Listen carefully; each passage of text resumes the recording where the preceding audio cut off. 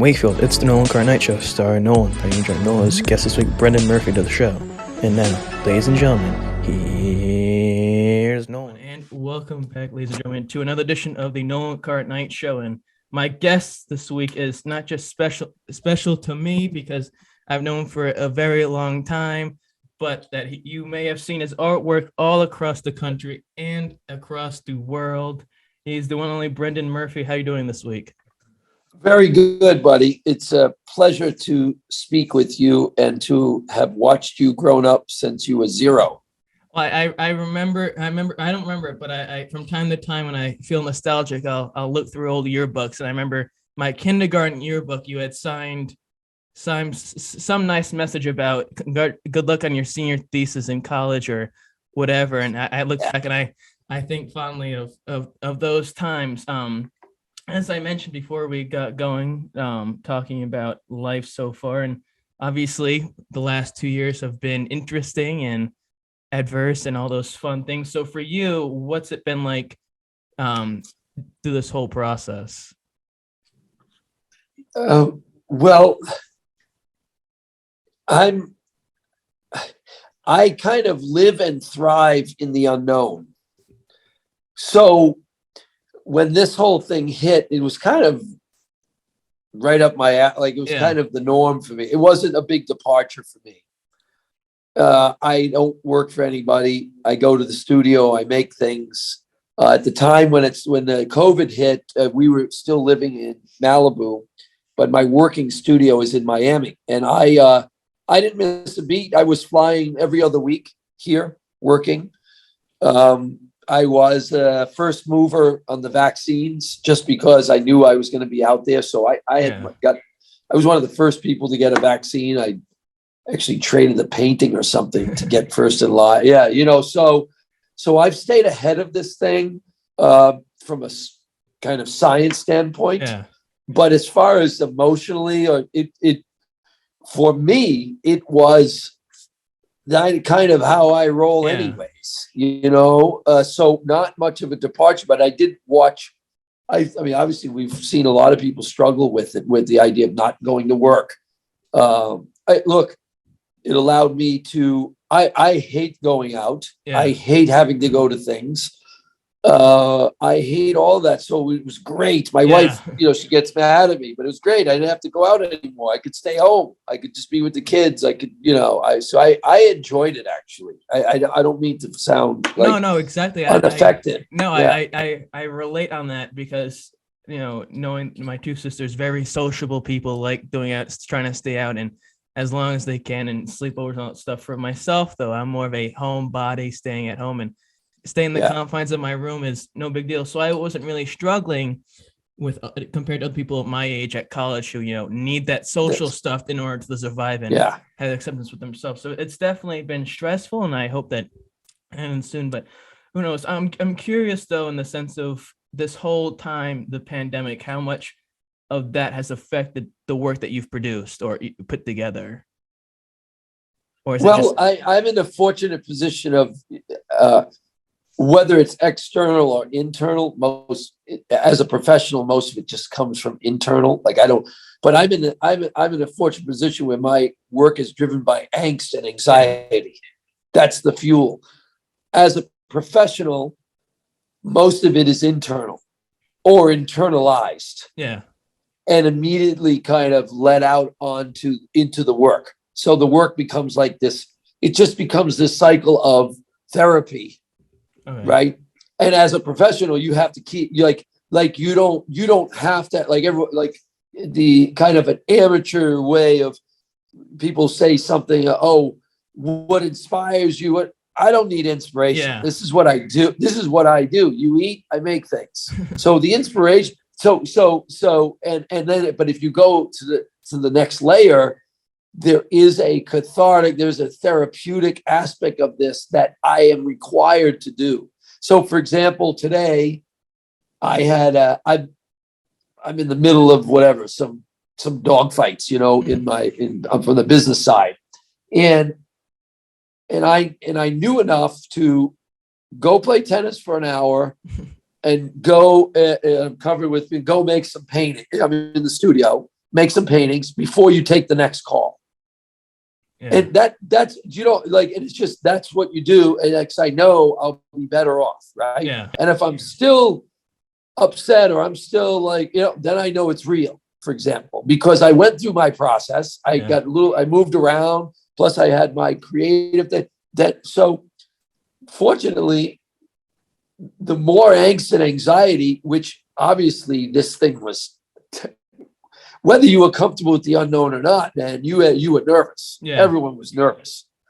So it just filled up my buckets of fuel, and I just went to work.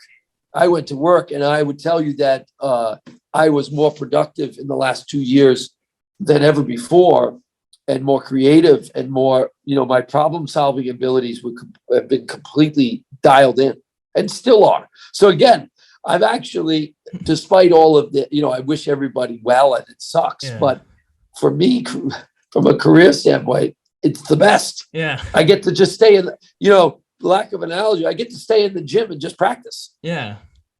You know, Nothing and beats then when that. it's game time, I didn't have any distractions. I've been driving. So yeah, it's provided an opportunity for me to just dial in. And there was a time where all the galleries closed, all the art fairs stopped, everything, right? So now you don't even know. So it's all of a sudden you're like, well, what can I do? I'm going to work, go to make stuff. Practice helps. You had mentioned, you know, tennis, and I want to get to that as well, but you know, that's part of your life as well as art, but art's, you know, obviously the main point besides family and whatnot. But for you growing up, and I want to, you know, sort of go to the beginning for you, you know, at this point, you know, art's, you know, your main part of life, but when you were growing up, what was your relationship like with art and forms of art growing up? Well, I grew up in Rhode Island, right? I grew up Smithfield, North Providence. My Irish family's from South Boston. It's funny I've done a bunch of interviews and stuff, and it's the first time I'm doing anything with Rhode Island, so I don't have to explain RISD. Yeah. But I remember really secretly enjoying going up to Thayer Street. And I used to go into the bookstore, and I would see all these weirdos. We used to call them weirdos, right?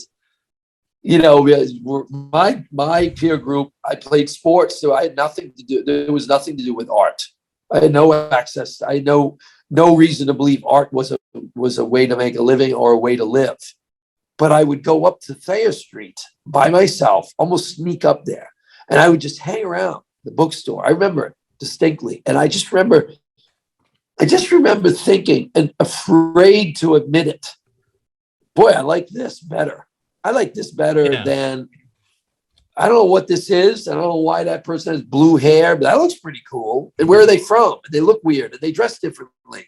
You know, and I'm starting to think, and I was in a weird way a weirdo in my own Bishop Hendricken. You know, I was an athlete, but I was your father can tell you, you know, your father and Bobby Haxon, two of my closest friends growing up, and they can tell you I was as weird as anyone they ever knew.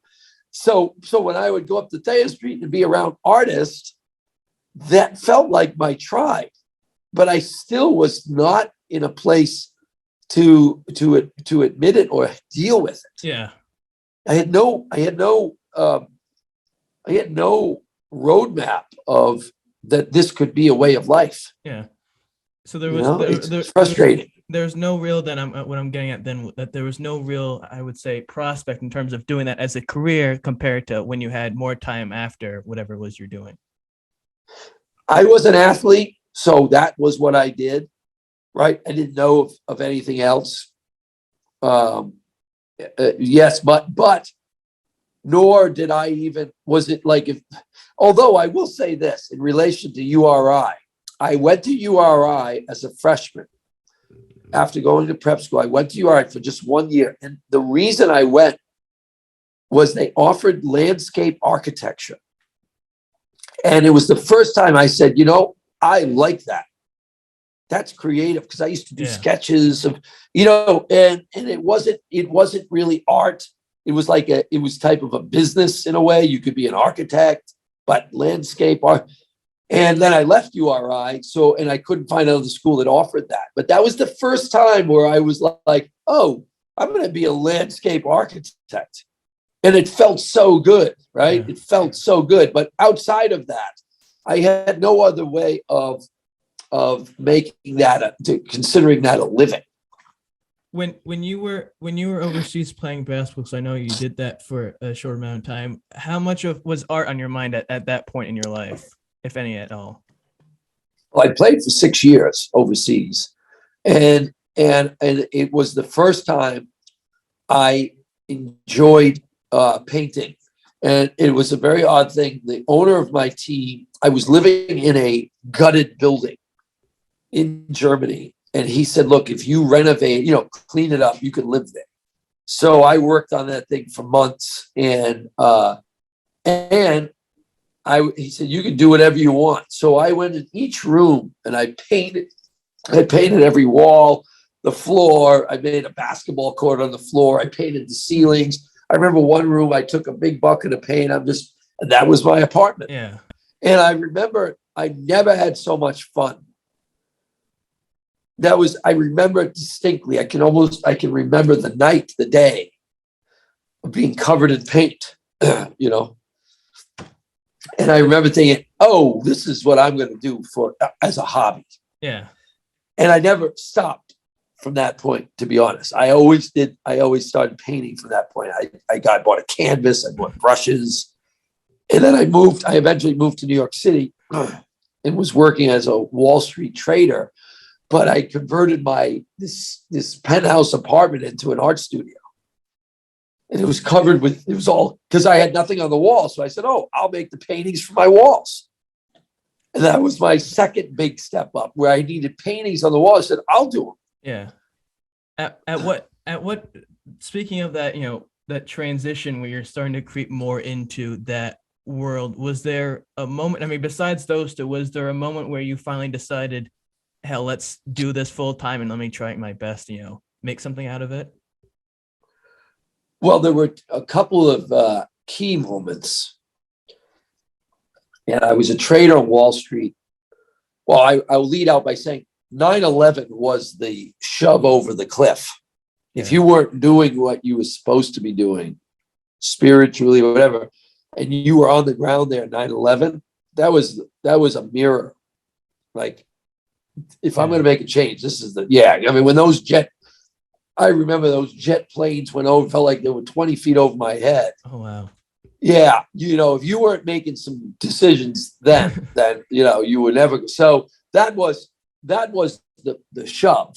But I remember before that, a couple things, but I remember before that, the big decision was my buddy ran the stage. He was stage manager at the David Letterman show at the Ed Sullivan Theater. And I was a trader on 53rd Street. So it was just across town. And he would call me every once in a while and say, come over and watch the rehearsal, whatever band was playing. And there was nobody and I'd go over, I'd be the only one in the Ed Sullivan, and there's, you name it, right? You name it. And I would do that, twice a week, come over and see the music, and then I would go back to work. And I remember distinctly, he said, get over here. And Robert Plant. Oh, wow. Yeah. And I remember distinctly sitting in the seats. I was the only one there, and everyone's kind of moving around, getting ready for the real show, but I'm the only one in the seat. And I remember he walked out with his daughter, his girlfriend, and his ex-wife. And he was wearing sweatpants and a t-shirt, and it was Robert Plant. Like, I've met a lot of celebrities. My knees don't knock for many people, but really, it's Robert Plant, man. Of course, And just his way of being. And I went back to the desk, and that afternoon I quit. I walked. If I said I quit, see you later, and I walked out. I never went back. And in a series of events, I ended up renting a little cottage. Your father would laugh. I rented a cottage in Westerly while I was living in New York, and I made that my art studio. So I would go up there on the weekends. So when 9/11 hit, I got out of town. I snuck out before they blocked the roads. And I remember driving up 95, no traffic, not one car on the road, not one on 95. And I holed up in Westerly, and I painted for almost a month and a half right after 9/11. And I played limit poker at Foxwoods to survive. And I did that for about another 2 years, off and on, whether it was in Westerly or whatever. I decided to be an artist. That was it. But the initial pop was that day seeing Robert Plant. And I said, whatever that is, that's what I want. Versus going back to this trading desk where everybody had marital problems. Just not my vibe. Whatever. Exactly. Yeah. You know? For you, I mean, with anybody, not just yourself, but in some sense, you have to have a lot of confidence or a lot of tenacity in terms of pushing yourself forward to do it, pushing through the hurdles and accepting what you're going through right now to then reap the benefits later. For you, was that difficult for you to sort of deal with at first, where you're not, at the level you're at now?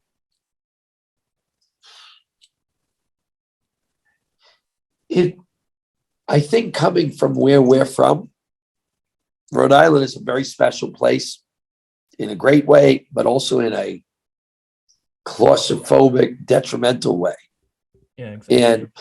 And I can say this now, I can verbalize this now, just having gone through kind of, some self-awareness and therapy, but it's relevant to your question, because the real struggle was just accepting that I was an artist and being able to go back to Quincy and tell my Irish cousins that I'm going to be an artist, and listen, like they had beat me up. Maybe you're going to be an artist. You know what I mean? Like, there was this, and now in retrospect, what an awful weight, and also just ignorant in a way. And I love my family. That's what I say. Rhode Island's a wonderful place, but there was, and I don't say Rhode Island, but understand that we come from only a few generations. We come from immigrants who left their countries because they were going to die. So when they arrived here, latching on, get a house, get a safe job, do the right thing was a badge of honor. And it was a way to keep your family alive. We almost died. We took a boat.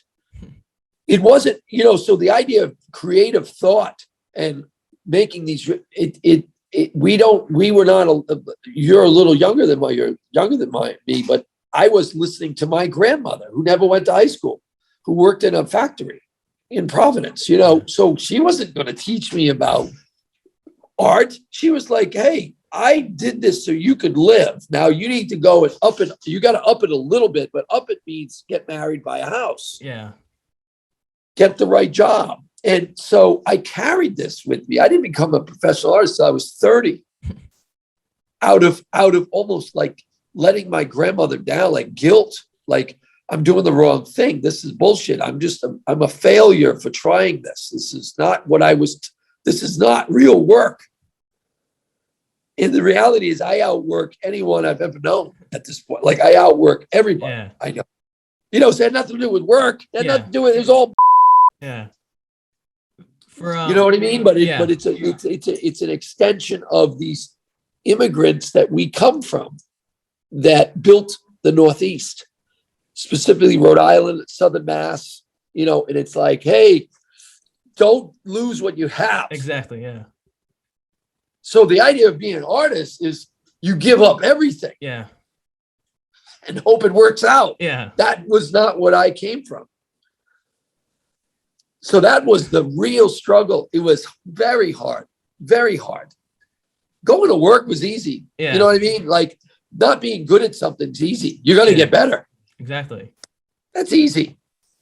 For you, do you remember an exact, I don't want to say it like this, but when you were doing that and then you said you're doing the poker on and off for 2 years, do you remember the moment where you had your first success in terms of selling something and realizing I can do something here?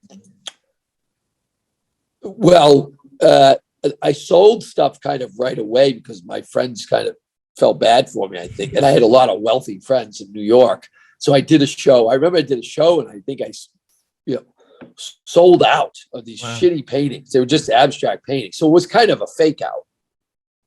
But it also, I was like, wow, this is awesome. I think I made 40 grand in one night. Wow. I was like, whoa, I can do this. And that was not, the reality is also that at that stage, even now, the reality is like, it's a very slippery slope when you start to figure out, like, is this going to sell? Who am I selling? That's not even part of my process, to be honest. It really isn't. And if you go there, so I think the big step up for me at that time was I had access to 3 very important artists who were also great teachers. Guy Eric Fischel, Ross Bleckner, David Sally, 3 very important artists of the 80s who also themselves were professors while being auction level famous artists. And I had personal access to them. I would trade tennis lessons, not lessons, but I would hit tennis balls in exchange for an equal amount of time just in their studio. And I was able, and this I would say to anyone thinking to go into, well, anything, but especially the creative medium, is I got to look at what it was like to be a professional artist at the top level. And I got to look at it and I said, whoa, I like that. I remember the studio, but I also learned how they work, how they approach the day. They were serious. They're very serious guys. So that gave me a look. That gave me a roadmap. That's where I want to be. Yeah. Not just seeing Robert Plant, like, oh, this is what it's like to be a working artist. And so, and I had lessons where Eric would say, don't talk to me about galleries. Don't talk to me about collectors. Let's talk art. Let's talk about what paint, what brush strokes you're using. Like, and he says, you need to go to work for the next 10 years. That's what I did. And that, speaking of that, I want to talk about that quickly. That I'm sure definitely helped, as you said, get better and improve and sort of, get along in the world. That must have been very helpful for yourself in terms of measuring yourself with other people at your same level when they're on their way in their career, to sort of help you advance faster than them, in a sense, maybe.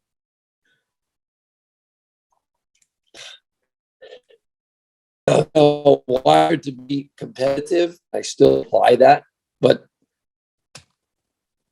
as far as being creative, like, I'm the only guy that thinks, like, when you talk, when you go around like other artists, they laugh and like, you realize like nobody's competing against you, right? Yeah. Like everyone's a victim of having to be an artist. like not a victim, but like, this is all that we know how to do. Like, you realize, like, they're not trying to beat you. Meanwhile, I am literally trying to pass people. So it's a very fair question, but the reality is, it's like surfing. Like, somehow they've made surfing. I was talking to Laird Hamilton, famous big wave rider, right? And just 2 days ago, we were on a FaceTime and we're working on something, a creative project together. And he even said, he says, it's like somehow they've made surfing competitive. He goes, I'm not competitive. I'm looking to ride waves and do things differently. I'm not competing against anyone. There's no competition. There's a wave and I want to ride it. And I want to figure out a better way to ride it. I want other people to learn how to ride it. But yet, so it's the same thing kind of with art. There's really everyone else makes it like that, And if you're competing with someone, it's only with yourself to, get better and, try to make something that's better than the last thing. Dealing with the studio is a very honest place. What your venture, you're in a way going into a creative medium, whether it's writing, this podcast format's interesting, but the more time you spend in that bedroom, that's an honest place. You start doing hours in the studio, it's hard to lie to yourself after. Like, you immediately start to recognize your limitations. So your limitations, and in the more studio, That's why every artist or anyone going into creative medium, they ask me, just go to work, go to the studio, because you got to keep going to get to that place where you start to realize what you're not good at. And then when you hit that spot, you have to decide how you want to do a workaround. You want to do a workaround, or you want to address what you're not good at and get better at it. But that decision will come. And the workaround may take you to another place. So you accept, I'm not a technically sound figurative painter, nor do I really want to do that. Yeah. Okay, so then where does that take me? Oh, I better get good at materials and color. And then, okay, I'm even more limited than I thought. I better make sculptures. All right. Now, okay, I'm not a sculptor by trade, so I better learn how to design things 3D, and I better get really good at the materials of it. You know what I mean? So these are all like honest questions. I don't know how to sculpt anything, but I go down in the books as a sculptor. So if that's the case, I better know my materials. I better be able to work in scale. I better be able to ship. I better, whatever, the finish. These are all things that happen in the studio. These are terribly honest issues to deal with. And you don't get there until you put the hours in. I don't want to, I don't want to, go into too specifics. So it's not necessarily extremely as important as it needs to be in a sense, but growing up, I remember, obviously that painting you gave to my father, that red one with the white lines all over it, hanging in my sister's bedroom, that was there for years. I don't know where it is now, but what I remember is a clothing line that you had ventured into, and then became the uniform for my dad's team for many years, and that was Soulfire. And I'm curious in the sense of how that came about, seeing as that I'm sure wasn't the only thing you're doing, but a different venture of your general art atmosphere. It started as a creative endeavor. I ended up running the thing. It was not the intention. I just took my designs and put it on tennis functional clothing.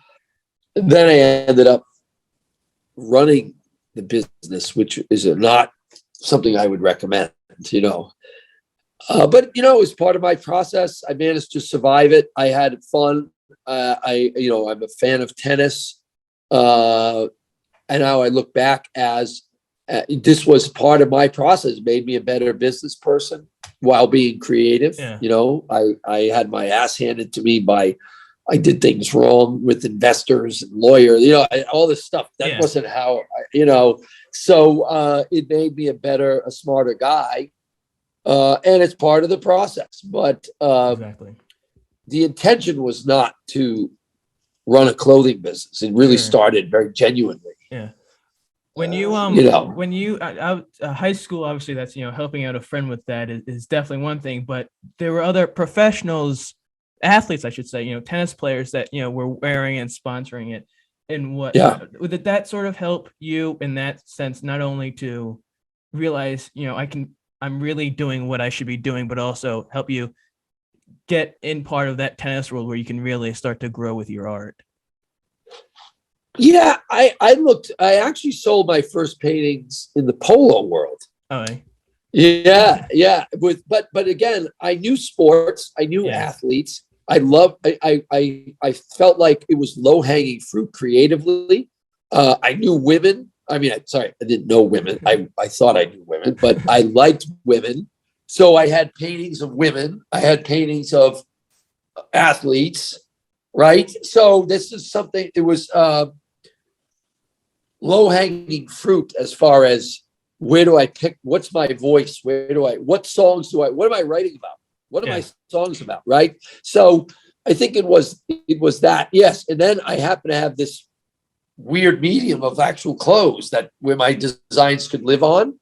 But it was just another channel, let's say. It wasn't the only one. I had other channels which were very similar that I was like, so I started doing paintings of horses and polo players. And they would commission me to do one of them in my style. I was like, okay, that sounds great. It gives me a chance to work on canvas, work with figures that I felt like I could do. And yeah, so tennis was just another channel, and it became a bigger channel because I did paintings and sculptures of the players, but it wasn't any more any more important than another channel. Exactly. For in that situation, not just that point where it was so far and that stuff, but now paintings, with Djokovic or Nadal, whoever it was, you've sold to a lot of well-known people. You've met them, become friendly with them. Is that sort of the byproduct of the hard work you'd put in early on to then end up in this position where you're in this environment that you're in now? I think it's good. A friend of mine said, luck is never wrong. Because I know a lot of artists far more talented, and they're doing what they feel they should do, and people don't like it. Yeah. And now what? Now what? What are they gonna do now? What are you gonna do now? You're doing what you feel. Now I could go into a lot of those people and say, I bet you're not working as much as I worked. Right. But maybe they are. Yeah, who knows? Yeah, maybe they don't, again. So I got lucky. Like, I think I have a sense, and also having not gone to art school, having no preconceived ideas or expectations. No, a lot of art schools, I've heard these kids they talk about galleries and sending their work and trying to get, bro, go to work. You're 25. You're not even close to being an artist. You need 10 years. I got 20 years in the studio. You need 10 just to be decent. So the idea that they come out of school with this idea that they should be this way, it's also like the design world. Nike and these Adidas and these top design houses grab these kids from these design schools, but they're limited. They've got no rawness to them. True, yeah. I had nothing. So I was completely raw, trying to refine.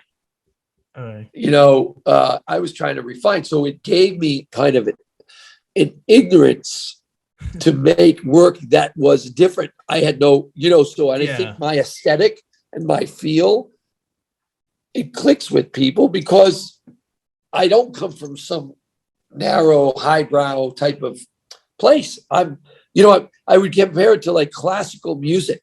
I see classical musicians, and you're like, oh, that's incredible. Yeah. But nobody wants to hear it. Exactly. And some two guys from Akron, Ohio, the Black Keys or something, make really cool music.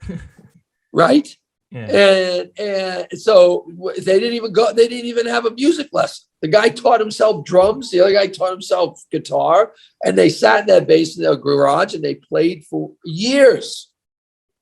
So it has a rawness to it. It gives you a sort of advantage thing compared to others who, I believe so. In terms of long-term success rather than short-term success in the grand scheme of things.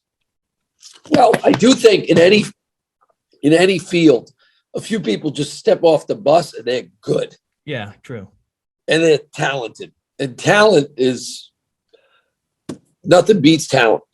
Exactly. Talent and hard work, you're a superstar, right? I didn't come in with a lot of talent, but I worked hard enough to create a whole bunch of magic tricks, which could be perceived as talent.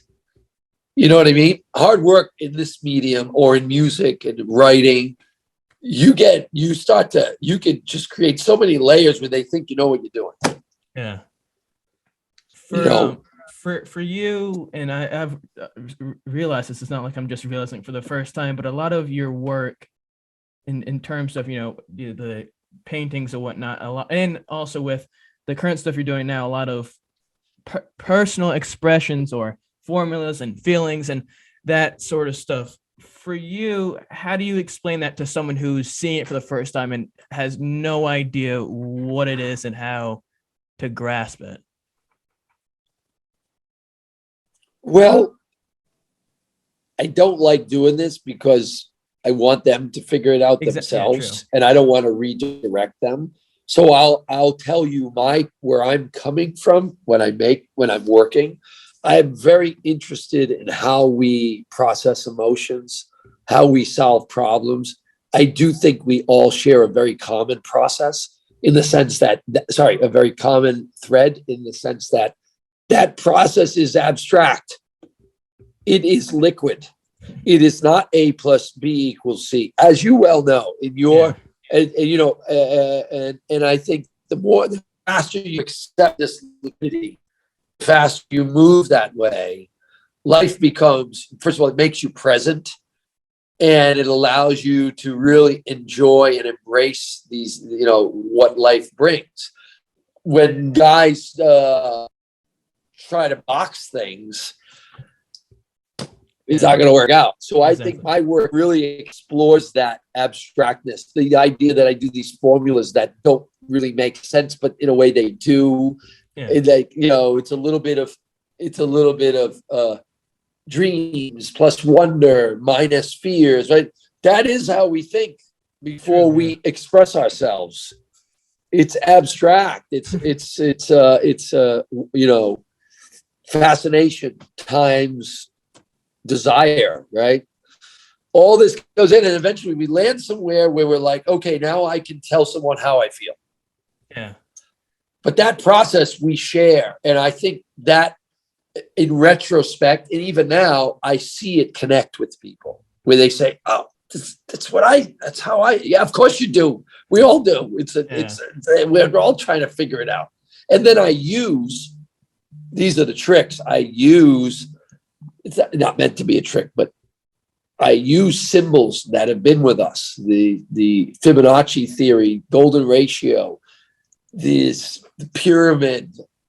I use symbols that have been with us from day one. So there is a subconscious recognition, familiarity. When they look at my paintings, I've embedded things in there.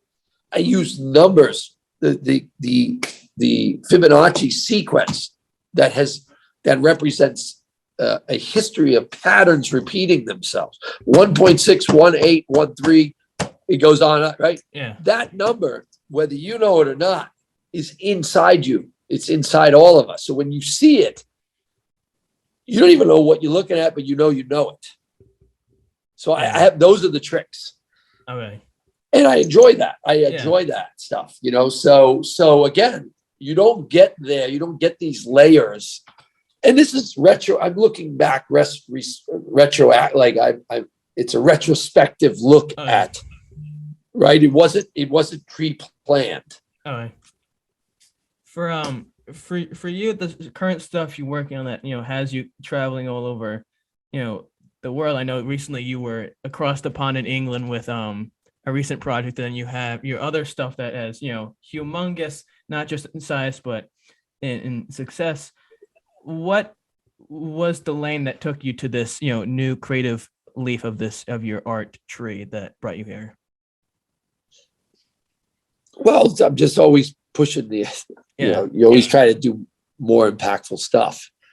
And inside the studio, I have an engineering partner. We're always trying to just keep pushing it. We're messing around with, because I saw it in London, I've been seeing it, and I had this theory, and it's been proven. My hypothesis is real. Screen technology in graphic design, and as screen technology advances and becomes more seamless in how we live, that to me is the future of, if I'm an artist and I want to be a 360 artist, let's say, which is what I feel like I am. I do a lot of everything, I do a little bit of everything. Yeah. Very well-rounded. That is where it's going. So we're looking at roll-up screens. These are $100,000 screens that roll up like a poster. Right. So you can imagine it's no longer this big TV on the wall. You could build and then what about putting those in, in the visor of my spaceman? So now, and then what's on it? What's on it that makes that? What can I create? Even though I'm not a graphic designer, I could collaborate with somebody. Right. So what am I? So that's where we're out there already, and trying to push that. It takes time. It takes years to feel like, okay, I like this. I like what I made here. Because you got to learn how do we do it? what's the function? Because you want things to be able to live on their own. You don't want these big wires. That's just my thing. I don't want like plug in. I want things to. Exactly. Yeah. So that's going on every day. It's easy to just say, let me build a huge space van. Yeah. And scale. That alone usually is enough for most people. Scale is awesome. Yeah. You know, when you do something really cool, but in scale, it hits people. But there's also other stuff. Okay. Not just scales. Kind of you can lean on. It's like playing a rock and roll song in a stadium. Of course, it's going to work. Yeah. But the song that has the David Bowie song that has everything perfect, timeless. You know. Yeah. That's harder to do. Exactly. A little harder to do. Yeah. For you, you hear, direct, I don't want to say here, but sometimes you hear or see directors say, oh, I'd like to go back and change this part. You see them remaster stuff, or actors saying, oh, I could want to change this for you. Do you have any of that element in your work where you look back at certain stuff that you want to change, or is it just, once you're done making it, that's as much creativity you want to put towards it? No, I think it's a little different in that as soon as you finish something, you there's this unend that just never stops. Like, oh, I can do that better. Okay. It's torturous. That fire doesn't go out. So as soon as you finish something, that's great. I'm okay with it, but give me another crack at it. And it just keeps going. It doesn't. It's not. So I don't think you go back. Because you have to come. That's also, by the way, that's also a struggle for creative people. They got it. Like my sister-in-law is one of the most talented artists I've ever seen. And she has trouble finishing work. Yeah. And letting it live. It's a real struggle. I've seen it with super talented people. They just can't. They're perfectionists. And, this is not a perfect, in my opinion, this is not a perfect world. True. This is go as hard as you can, push as hard as you can, and then walk away. One of the biggest things I've improved and what professional artists walk away. That's enough. Stop. Just stop. It's enough. It's hard to do. I've ruined pieces by not stopping. When you're doing this or planning stuff out, is there an amount that you look out towards the future in terms of what you want to do next, or is it just whatever it comes to you in that moment during that time?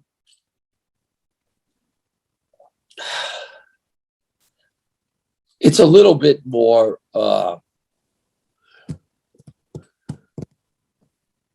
calculated now. Yeah. It does start with a concept. But I run a multi-million-dollar business out of my studio. I have a team of people. And I have to be 12 months out from where, as far as scheduling, there's shows. So I'd love to tell you, we're just winging it. Yeah. We have gigs to play. Yeah. And a lot of the gigs, they want to hear the hits. Exactly. So there is this awareness that, like I said, very slippery slope to go down. But again, I can work towards a schedule without it with what I'm going to play. Okay. The playlist for that gig should not be necessarily affected by who's coming. Okay. Right. I can still show up for the gig, play what I want. I remember seeing Bob Dylan a couple times, and Bob Dylan's hit or miss, man. Yeah. You can go. Yeah. You can go to Bob Dylan show, and it's terrible because he will play whatever he wants. And then you go to another one, and you hear all the stuff. I'm sure. Yeah. Yeah. Neil Young is kind of like that, but he has so many just pretty. He doesn't have as many songs as Bob, and the bulk of his songs are he just plays. But you still got to show up for the gig. So exactly. So I have gigs, so that's changed. Yeah, I'm not just winging it. Just I hope there's places that the work is going. It's being seen. There's a schedule. I already know I have a show Actually, I have my first show in Boston in April. Yeah, but I already know I have a show every month for 2022, basically. Wow. Yeah, so there's already a schedule, but it's up to me what to put to fill. True. Yeah. So, and I think that's where it can go wrong. Is I'm showing in Greenwich. Let me figure out what Greenwich, Connecticut likes. I don't do that. I can't do that, and it's a death blow to everything creative. Sure. Now, the last question I want to ask before the one word segment, and then I'll let you get on your way. Now, when I was playing this together, putting my stuff together, I was, telling my dad about it and whatnot. And being the person he is, the last few weeks I've done this, he's, tried his best to give me sort of things to ask, or, ask this and ask this. And I said, yeah, I'll try my best. And he had one question he said that stuck out to me that I really wanted to ask. And his question was, would you rather play on Court 4 at Sprague Park or the clay court in Europe? It's very funny. Court 4 at Sprague Park. Yeah. Jeez. Depends what year. If it's now, I'll do the Europe. Yeah. If it was, in 91, I'd take Sprague Park all day long because there was nothing like that, Yeah. There was nothing like that. But yeah, that's a good question. I know where he's coming from, but I also, I'm wired different than your dad and a lot of people. Yeah. So I enjoy as I said, I thrive in the unknown more than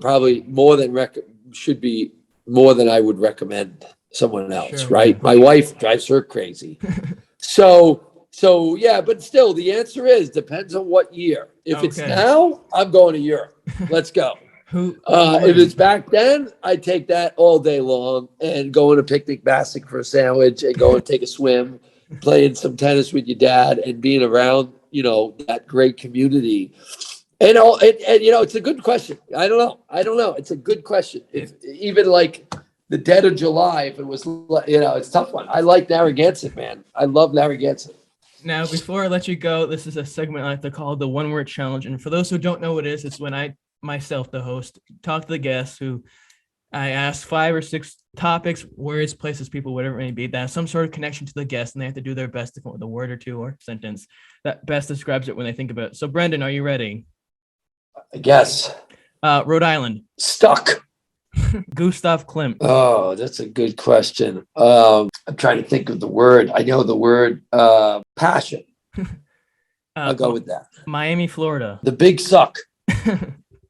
Novak Djokovic. Inspiring. Tennis. Difficult. Art. Necessary. And last but certainly not least, Brendan Murphy. Unfinished. Well, sir, I'd like to say, as I mentioned earlier, thank you very much for taking the time out of your busy schedule to do this. It means a great deal, and I'll give you the floor. If there's anything you want to, as I ask other people before on the show, if there's anything you want to promote, plug, go right ahead. If not, I'll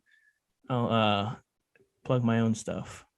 Yeah, no, I want to plug you. I've watched you growing up since you were a little boy. I have 3 kids myself now, and you've always been a wonderful person and a very thoughtful person. And the idea that you would reach out to me means a lot.